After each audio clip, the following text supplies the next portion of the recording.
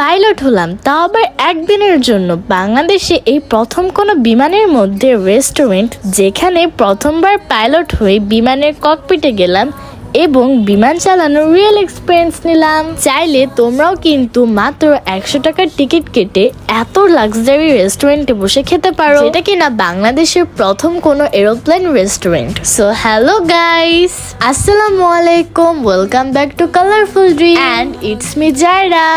আমরা বাংলাদেশ এয়ারফোর্স মিউজিয়ামে যাওয়ার জন্য এখন উত্তরা মেট্রো রেলে উঠবো।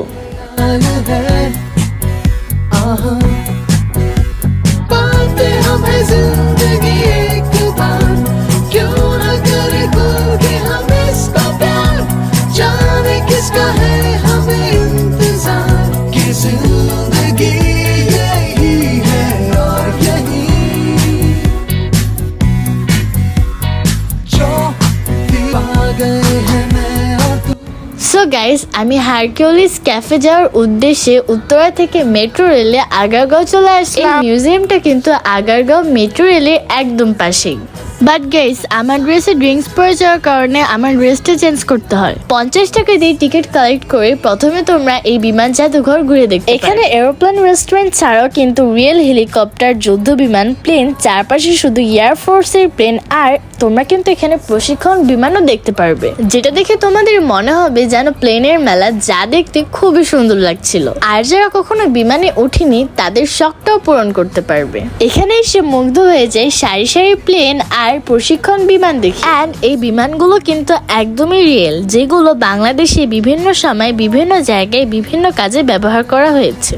আর সবকিছুই ডিটেলসে বিমানের সামনে লেখা আছে। এখানে বাংলাদেশে এয়ারফোর্সের বিমান ছাড়াও বিভিন্ন দেশে এয়ারফোর্সের বিমান সংরক্ষণ করা আছে। আসলে এই প্লেসটা অনেক ইন্টারেস্টিং। তোমরা যারা এই বিমানগুলোর ভিতরে ঘুরে দেখতে চাও, তারা এইসব বিমানের পাশে টিকিট কাউন্টার থেকে টিকিট কালেক্ট করে এই প্লেনের ভিতরে ঘুরে দেখতে পারবে।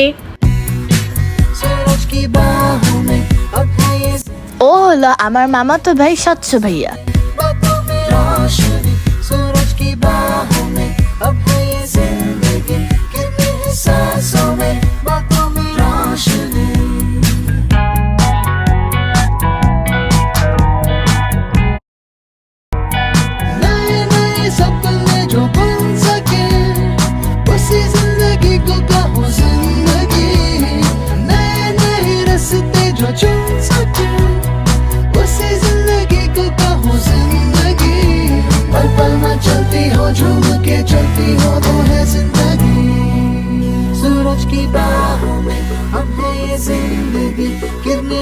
এখানে এতগুলো এরোপ্লেনের মধ্যে একটাই এরোপ্লেন রেস্টুরেন্ট আছে যেখানে তোমরা খাওয়া দাওয়া করতে পারবে। তাই আমিও খাওয়া দাওয়া করার জন্য এখন এই রেস্টুরেন্টে যাব। এই এরোপ্লেন রেস্টুরেন্টে যাওয়ার জন্য কিন্তু এখানে সত্যিকারের বিমানের মতো বোর্ডিং পাস নিতে হয়, যার টিকিট মূল্য 100 টাকা।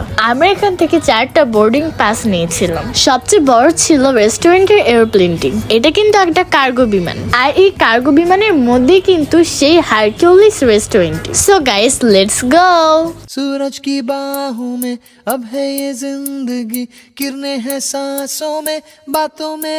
ভিতরে ঢোকার পর আমি টোটালি অবাক হয়ে গিয়েছি। এত সুন্দর লাক্সারি ক্লাসি এলিগেন্ট একটা রেস্টুরেন্ট এই প্লেনের মধ্যে তৈরি করা হয়েছে। এখানে কিন্তু এয়ার কন্ডিশনেরও ব্যবস্থা আছে। তোমরা জানলে অবাক হবা, 2020 সালে এই কার্গো বিমানটি রানিং ছিল। আর এই বিমানে করেই কিন্তু বাংলাদেশের সর্বপ্রথম কর্ণাটিকা আনা হয়েছিল।